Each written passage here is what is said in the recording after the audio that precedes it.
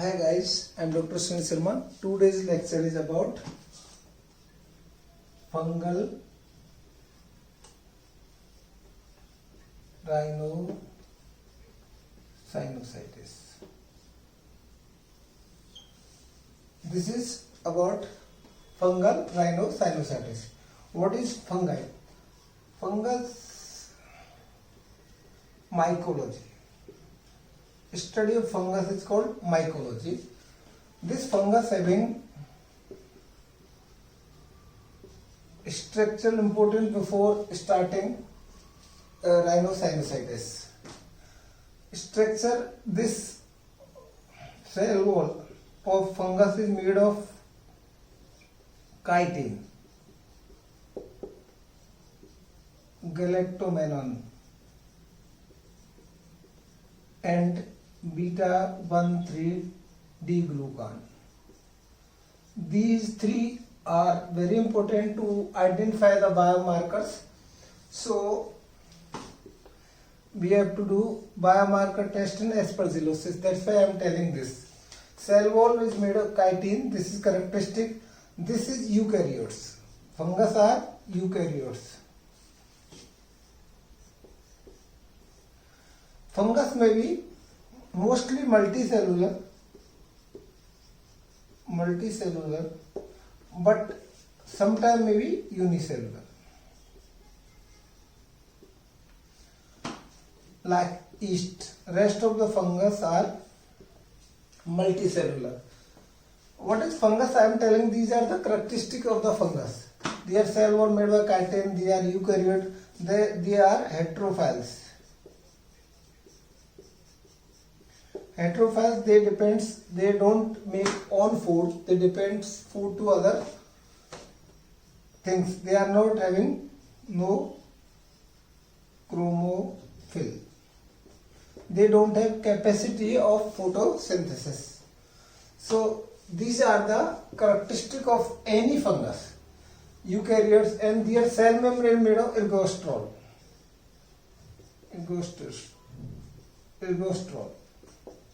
Okay, ergosterol cell wall, cell membrane made by the ergosterol. So we are targeting this by azoles. So these are the characteristics of the fungus. Now, what is rhinosinusitis? This is infection of nose plus sinus by the fungus. Is called rhinosinusitis. Now we will talk about whole this fungal rhinosinusitis. On clinical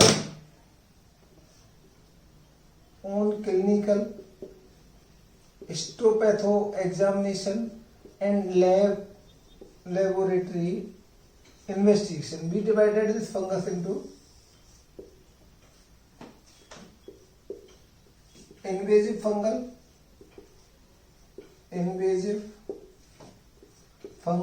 rhinosinusitis, FRS, and this is FRS. This is non-invasive FRS, fungal rhinosinusitis. In each group, we are having three types of this. What is invasive, non-invasive? Invasive means invasion of mucosa, submucosa, surrounding bones and blood vessels.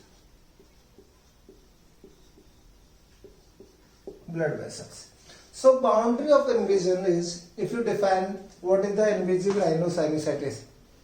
If invasion of mucosa occurs, this is the first line, mucosa occurs by the fungus, is called invasive fungal rhinosinusitis. If there is no invasion of mucosa, nasal cavity by endoscopic examination, it means this is non-invasive fungal rhinosinusitis. So non-invasive don't invade the mucosa, submucosa, bones and blood vessels. Now invasive having three types: acute, fulminant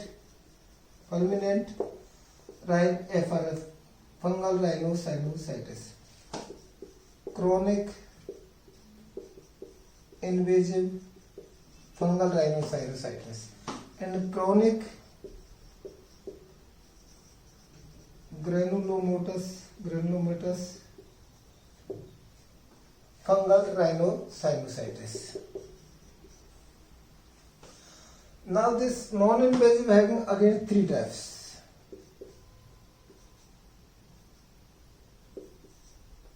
Allergic fungal rhinosinusitis,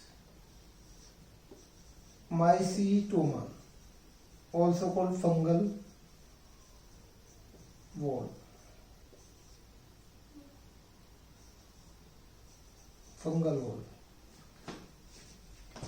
And third one is saprophytic fungal infestation.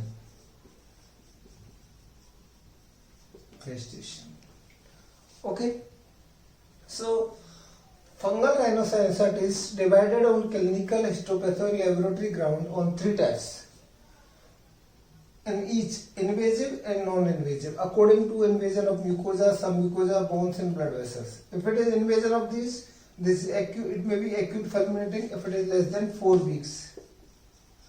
If it duration of invasion more than 12 weeks and duration more than 12 weeks is called acute fulminant fungal rhinosinusitis, chronic invasive fungal rhinosinusitis, chronic granulomatous fungal rhinosinusitis. And non-invasive may be allergic, mycetoma, fungal wall and saprophytic fungal infestation. Now I will tell you the most common organism which leading to this fungal infections. In this acute fulminating rhinosinusitis, more common is Rhizopus, Mucor, FCDR, and Cunninghamella.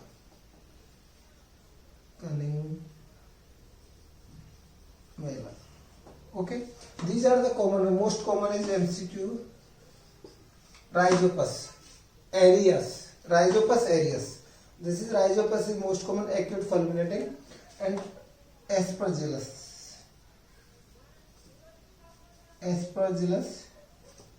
fumigatus. These are the common organism in acute fulminant fungal rhinosinusitis. Chronic invasive fungal rhinosinusitis, most common organism is Aspergillus fumigatus. In this chronic granulomatous rhinosinusitis, most common organism is Aspergillus flavus. MCQ. And this allergic fungal rhinosinusitis in India, Aspergillus fumigatus is most common organism, MCQ. But in America and UK there is Curbularia, Alternaria and Bipolaris. These are the common organism. In India, this is Aspergillus. Mycetoma, again Aspergillus fumigatus. And saprophytic fungal infestation may occur with any like Candida or Aspergillus. So most common, this is MCQ. In India, allergy fungal most common Aspergillus and mycetoma fungal Aspergillus fumigatus. So these are the common organism leading to fungal rhinosinusitis. Now I will talk about today acute fulminating fungal rhinosinusitis. Next video I will take lecture on chronic invasive granulomatous and acute allergy fungal rhinosinusitis, mycetoma and saprophytic infestation individually. Now we will talk about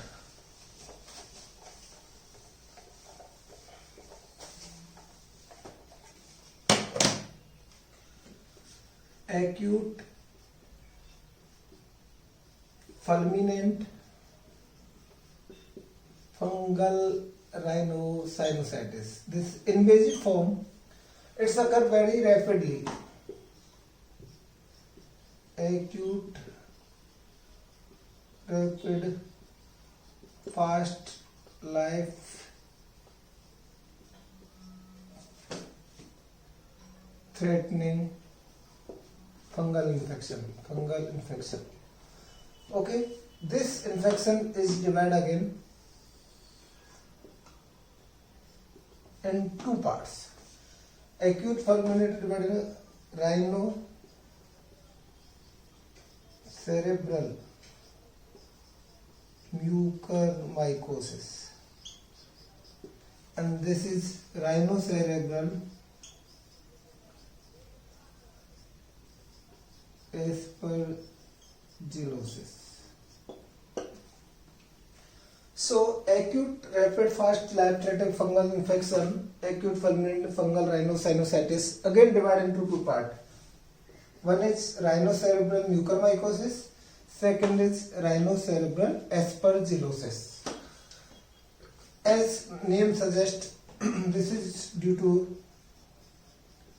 rhizopus, most common, mucor, Epsidia,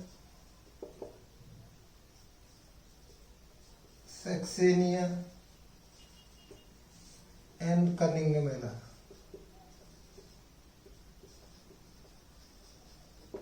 Species, and this is again common by Aspergillus fumigatus and flavus. Aspergillus fumigatus and flavus. Okay, this is Rhizopus, Cunningham, mucor. These are the common species leading to life-threatening infection. So today's topic is most common asked questions and most common patient I have seen about acute fulminant fungal rhinosinusitis. Now we will talk about this staging of these two: rhinocerebral mucormycosis and rhinocerebral aspergillosis, management, treatment, and symptoms. Okay.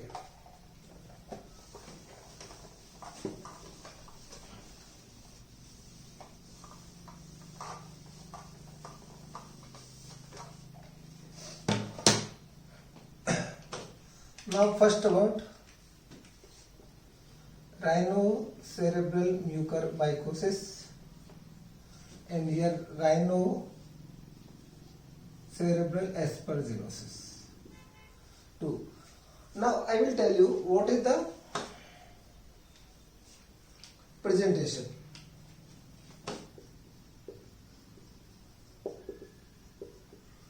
Presentation is almost common in these both. First is facial swelling, mostly unilateral. Rhinorrhea,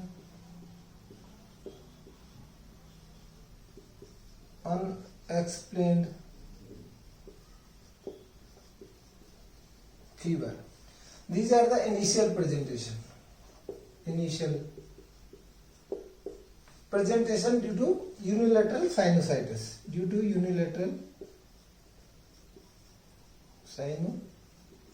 This is the presentation: facial swelling, unilateral rhinorrhea, unexplained fever, and unilateral sinusitis with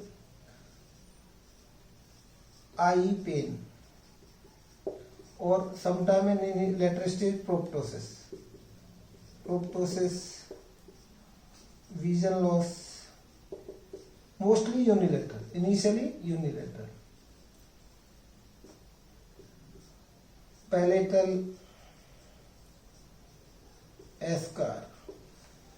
In this mucormycosis, this eschar is mainly black, yellowish color. But in aspergillosis, this is yellowish color. So this is the clinical features and presentation of rhinocerebral mucormycosis or rhinocerebral aspergillosis. This having same finding, and some may have isolated vision loss in sphenoid sinus, sphenoid aspergillosis. Okay, these are the common findings of having, and on nasal endoscopy, both showing this mucus showing blackish necrotic mucosa. This is characteristic. Blackish necrotic mucosa is characteristic finding in this rhinocerebral mucosa. Here is mucosa is yellowish red mucosa, rubbery. This is the finding in on endoscopy. This yellowish dead mucosa, and this is highly blackish necrotic mucosa in mucormycosis, and aspergillosis is yellowish in color.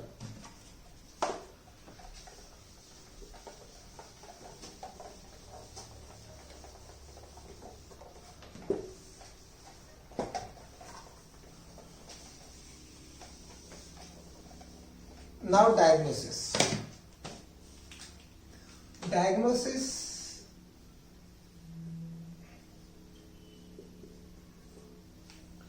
Diagnosis is highly clinical features, characteristics. You can find mucormycosis by clinical features because this is classical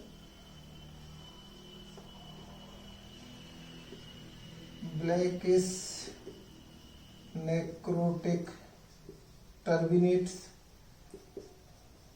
palate, unilateral proptosis. These are the classical findings in mucormycosis, and all these patients acute pulmonary having immunocompromised status. Immunocompromised status, like most common is diabetes, hemolytic malignancies, renal transplant patients, severe combined immunodeficiency disease, HIV, or malnutrition, or patient on steroids, and patient on chemotherapy. These are the classical feature patient, this mucormycosis patient and this aspergillosis patient already having immunocompromised status. Sometimes they don't know their status. Most of the patient come first time with underlying causes diabetes mellitus. So this is the clinical finding. Now supportive diagnosis or confirmatory diagnosis.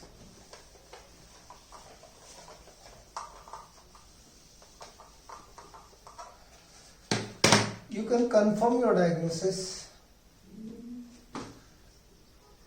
Confirmatory diagnosis.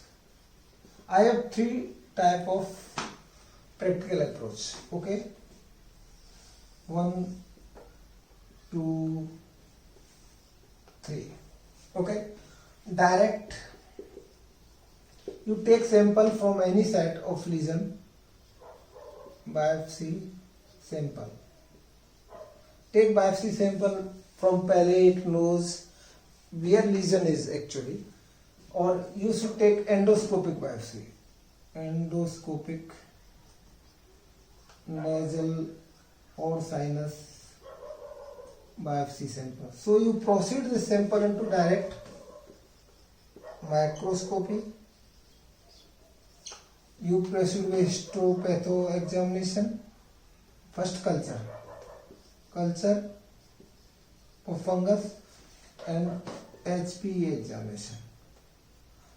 Most of the time, almost 100%, if you are doing all these tests, only you have to take care these samples should be taken in saline. and this histopathy is taken in the formulary. So you are taking two samples, one in saline, one in formulary. Formulary histopathoexam, most of the time 80% you will find the mycelium or IP, fungal IP or mycelium from the sample. Now on saline sample you can do fungal KOH preparation,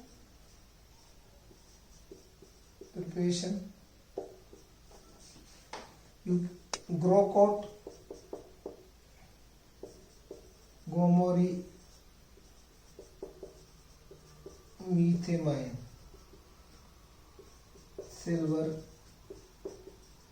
stain, or you may do pass, periodic acid staining. So you can have on direct microscopy, you can see the fungal IP on microscopy. On microscope, KOH preparation, grow coat, gomori, methamine, silver. This is the best stain, MCQ. Grow coat, gomori, methamine, silver stain, or you periodic acid staining. You can see the hyphae type of the hyphae. Now I will tell you, in this mucormycosis, hyphae are right angle sinusitic aseptate hyphae, right angle broad. Mucor hyphae are broad, non-septate, 90-degree angle hyphae. In mucor, there is broad, non-septate, 90-degree hyphae seen in this direct microscopy. But in aspergillosis, these are thin, 45-degree angle, thin, 45-degree angle, septate.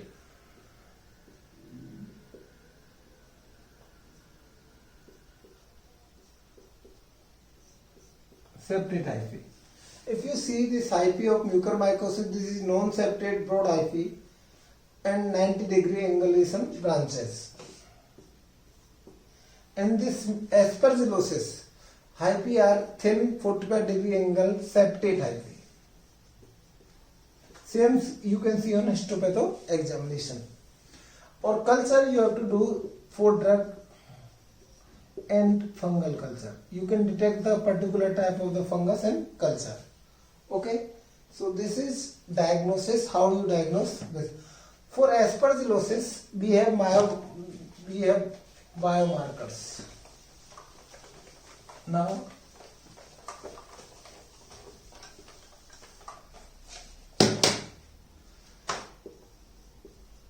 mucormycosis and aspergillosis.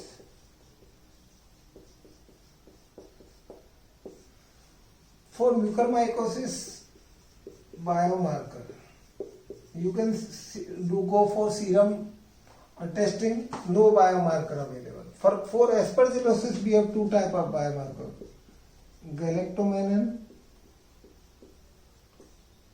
assay or 1,3-beta-D glucone.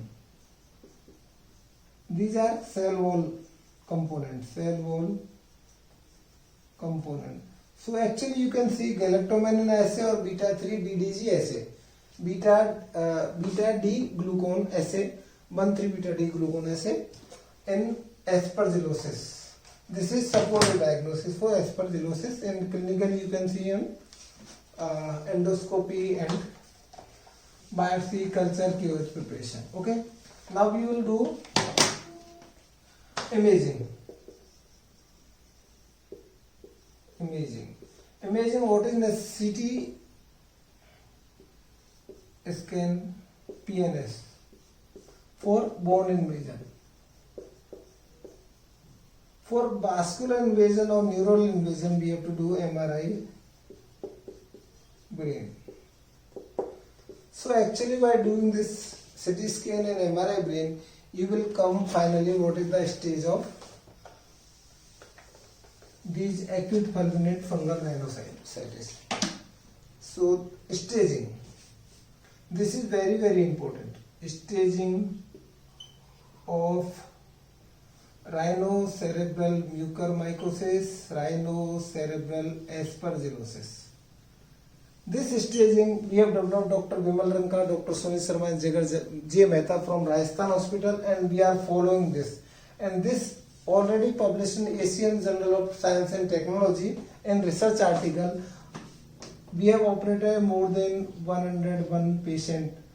Now continue each and every month I am getting 2 or 3 patients already admitted under me at Rajasthan Hospital, somewhere else in Ahmedabad, or right now I have documentation of 101 cases with me, and I will go through this staging. This is very important staging. This is published in Asian Journal of Research in Science. Okay, I will attach this article after this video. Already endoscopic fungal infection. After this I am attaching this, you can see on my YouTube video also. Now staging of rhinocerebral mucormycosis and rhinocerebral aspergillosis, this is very important. Stage 1, 2, 3, 4. This is common for both mucormycosis and aspergillosis. Stage 1 is nasal disease, nasal or sinus disease, nasal sinus disease. If it is unilateral, 1A unilateral, 1B is bilateral disease. What you have to do this in this staging? I also plan management. What is plan? You have to do endoscopic debridement. Okay. For nasal and sinus disease, stage 1A unilateral sinus disease or stage 1B is bilateral sinus disease. You have to do endoscopic debridement. If it is unilateral endoscopic debridement. First B is bilateral endoscopic debridement. And mortality in this stage 1 is about 20 to 30%. Now second is palatal involvement. Stage 2 is palatal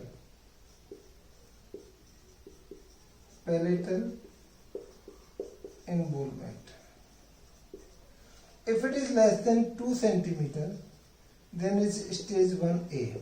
If it is more than 2 centimeter, it is stage 2B. And 1B, you have to resect the palate local, palate debridement only, plus endoscopic debridement. Okay, and if it is more than 2 centimeter palatal involvement, what we are doing is partial maxillectomy. You have to remove all any segment of mandible plus endoscopic debridement. Mortality here is about 35 to 50%. Stage 3 is eye involvement. If it is stage 3A, vision normal, and B is vision loss. What we are doing, eye involvement, vision in normal, we have to do is endoscopic debridement with endoscopic orbital decompression. And if it is vision is normal, what we are doing is endoscopic debridement of sinus and endoscopic orbital decompression. If it is vision is lost, what we are doing? Endoscopic debridement plus orbital exenteration. This is final. If it is first time, you can say go through this. This is final. On clinical ground, you can diagnose mucormycosis. I have treated so many patients. 101 right now. Now, stage 4. This is CNS involvement. CNS involvement plus skin involvement, facial skin involvement. If it is 4A, there is no loss of vision, brain involvement,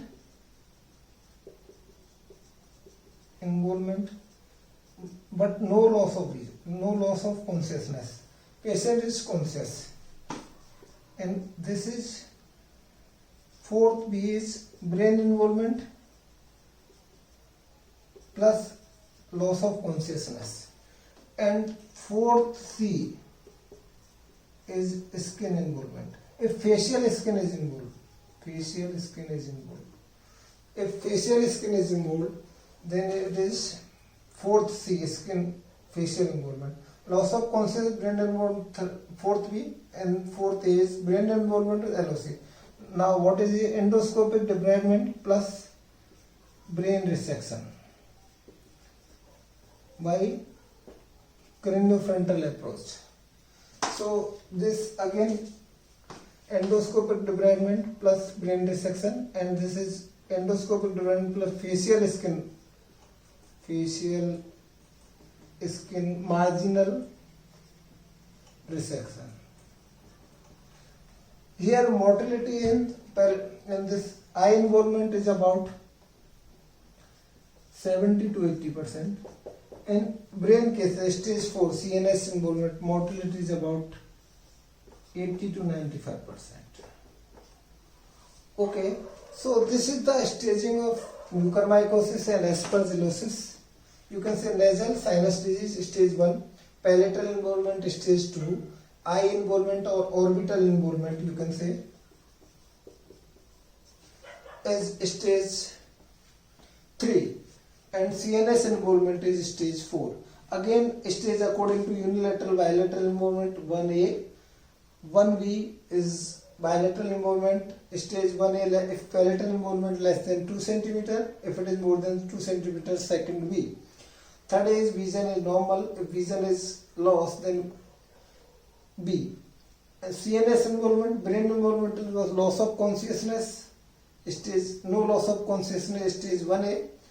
4th A, 4th B is brain involvement and loss of consciousness, and stage 4th is skin and facial involvement. These are the surgery we are following at Rajasthan Hospital, Saibagh. This is already published in Asian Journal of Science and Technology.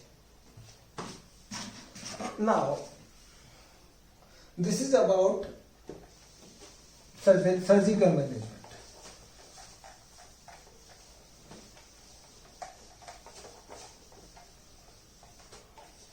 Now,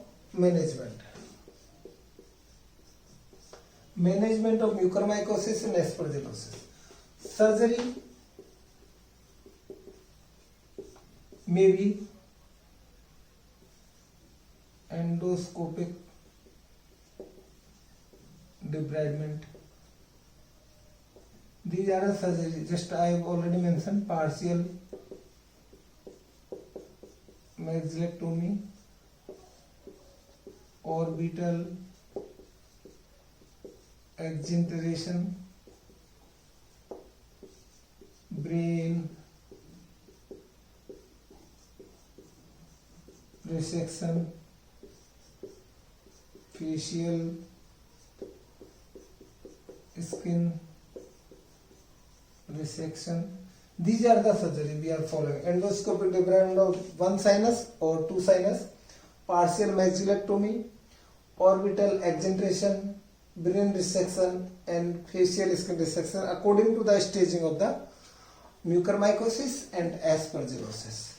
Now, what is the medical management?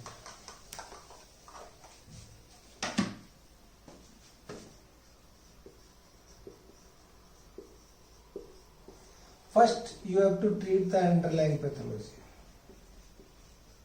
underlying pathology. Most common underlying pathology in our series is diabetes mellitus. You have to regulate the sugar. Diabetes mellitus. Okay. You have to underline the pathology. So you have to address the hydration. So preventive loss of kidney and any disease to give proper hydration to the patient, and underlying pathology. Third one is what we are following is amphotericin therapy. It doesn't matter what type of amphotericin you are using. I have used mostly deoxycholate. That is conventional amphotericin, or I have never seen any patient going through renal shutdown because of conventional use of this. This is definitely nephrotoxic. If you are giving hydration, what is hydration? You have to give 60 ml per NS per hour. So if we are keeping hydration continuously throughout the therapy, then you can give amphotericin, this deoxycholate normal. What is the dosage? This dose is 1 milligram per kg. You have to use full dose, 1 milligram per kg. Range is 0.5 to 1.5 milligram per kg. Okay. This is the dose of. You have to give full dose. If patient is 70 kg, you have to give 70 milligram in D5 dextrose. Dextrose over 5 hours. Okay. After giving 1 ampule Avil or 25 milligram F choline.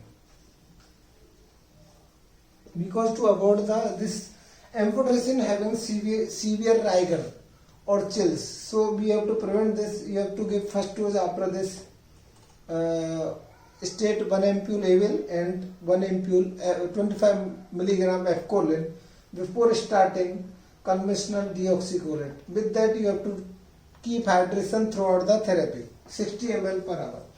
Okay, and you have to monitor create and potassium daily. So you have to correct the potassium. If creatinine is more than 2, you don't have to give this amphotericin. Whenever creatinine is going higher, you can decrease the dose. If it is more than 2, you have to stop the deoxycholate or conventional amphotericin. You may use liposomal if patient is affordable. Liposomal amphotericin. The dose is 5 to 10 milligram per kg. This is very costly, cost around 20 to 30,000 per day. So this whatever I am getting patient, they are non-affordable for this. So I have used almost this 101 patient. I have used this more than 90 patient. I have given this conventional. There is no side effect, and this conventional is effective in both aspergillosis and mucormycosis. But I am following this only for mucormycosis. As you know, aspergillosis you can treat by voriconazole. Therapy, 200 milligram tablet or IV for aspergillosis. For if we find mucormycosis, straightway go through amphotericin therapy, deoxycholate on clinical ground before doing biopsy or direct microscopy. After giving this, what is the dose duration?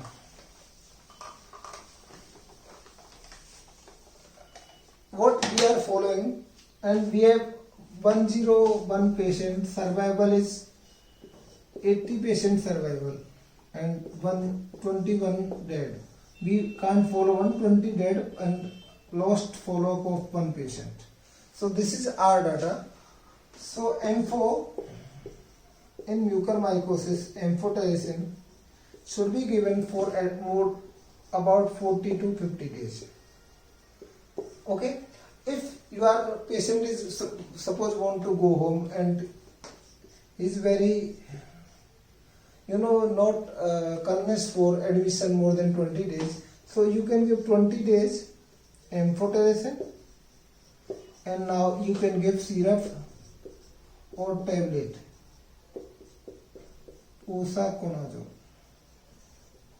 posaconazole. It's effective in both mucormycosis and aspergillosis, but I am giving mucormycosis posaconazole.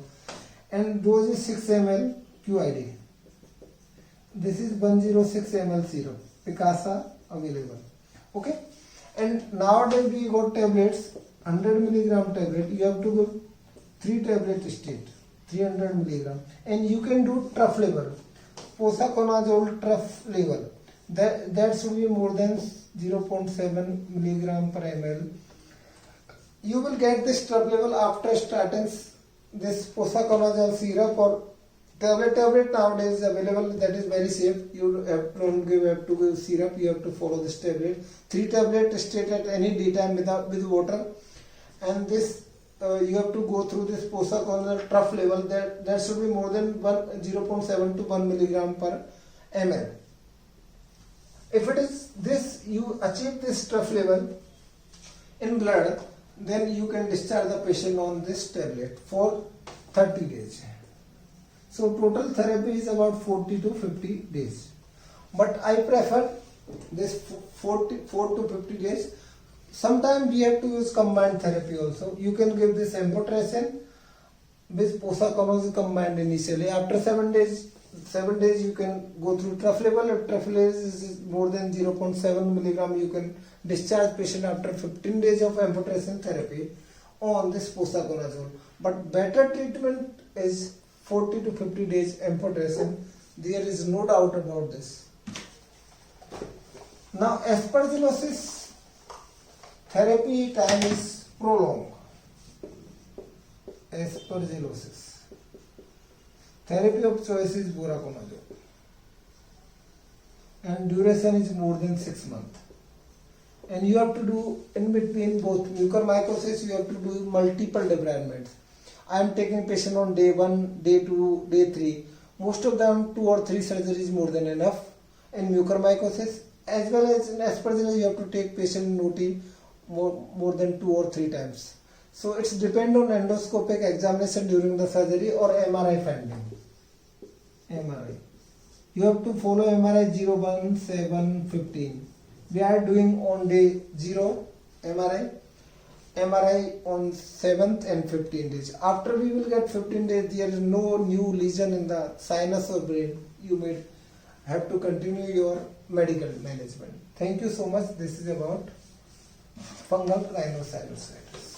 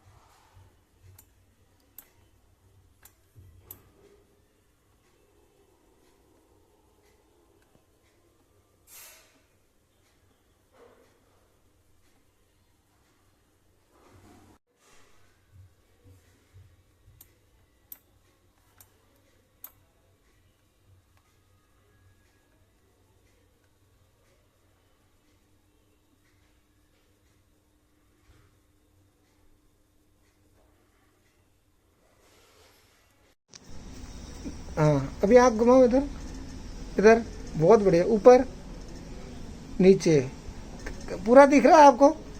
मुंह खोलो। हाँ, okay, नाम बोलो। मुकेश भाई। अभी कितने दिन बाद आए हॉस्पिटल में? 18 दिन। और रहे कितने दिन? पहले 18 दिन पहले कितने दिन रहे? 20 दिन रहे ना? 22-25 दिन। 22-25, ठीक।